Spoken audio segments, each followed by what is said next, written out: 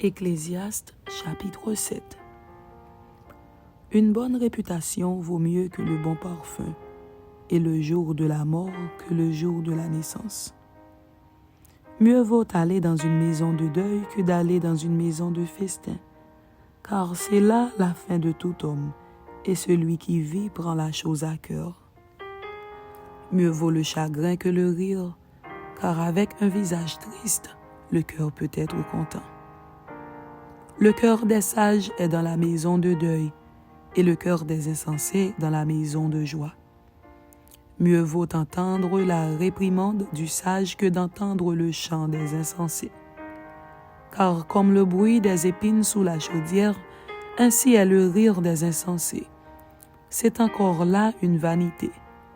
L'oppression rend insensé le sage, et les présents corrompent le cœur. Mieux vaut la fin d'une chose que son commencement. Mieux vaut un esprit patient qu'un esprit hautain. Ne te hâte pas en ton esprit de t'irriter, car l'irritation repose dans le sein des insensés. Ne dis pas d'où vient que les jours passés étaient meilleurs que ceux-ci, car ce n'est point par sagesse que tu demandes cela. La sagesse vaut autant qu'un héritage, et même plus pour ceux qui voient le soleil. Car à l'ombre de la sagesse, on est abrité comme à l'ombre de l'argent. Mais un avantage de la science, c'est que la sagesse fait vivre ceux qui la possèdent. Regarde l'œuvre de Dieu, qui pourra redresser ce qu'il a courbé. Au jour du bonheur, sois heureux, et au jour du malheur, réfléchis. Dieu a fait l'un comme l'autre, afin que l'homme ne découvre en rien ce qui sera après lui.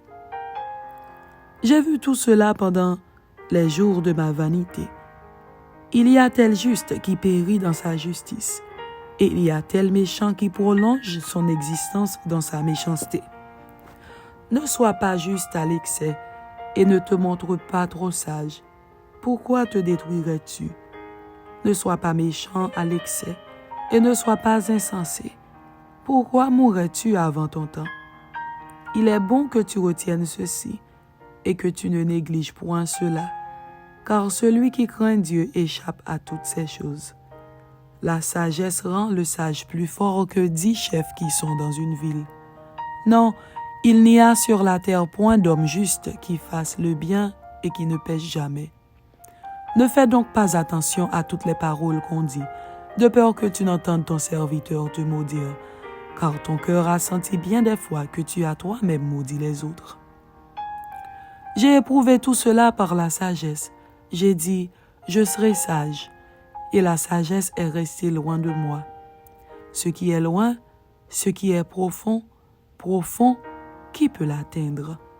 Je me suis appliqué dans mon cœur à connaître, à sonder, et à chercher la sagesse et la raison des choses, et à connaître la folie de la méchanceté et la stupidité de la sottise. Et j'ai trouvé plus amère que la mort la femme dont le cœur est un piège et un filet, et dont les mains sont des liens. Celui qui est agréable à Dieu lui échappe, mais le pécheur est pris par elle. Voici ce que j'ai trouvé, dit l'Ecclésiaste, en examinant les choses une à une pour en saisir la raison. Voici ce que mon âme cherche encore et que je n'ai point trouvé. J'ai trouvé un homme entre 1000, mais je n'ai pas trouvé une femme entre elles toutes. Seulement, voici ce que j'ai trouvé, c'est que Dieu a fait les hommes droits, mais ils ont cherché beaucoup de détours.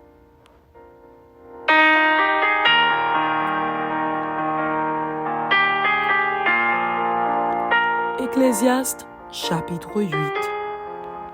Qui est comme le sage et qui connaît l'explication des choses? La sagesse d'un homme fait briller son visage et la sévérité de sa face est changée.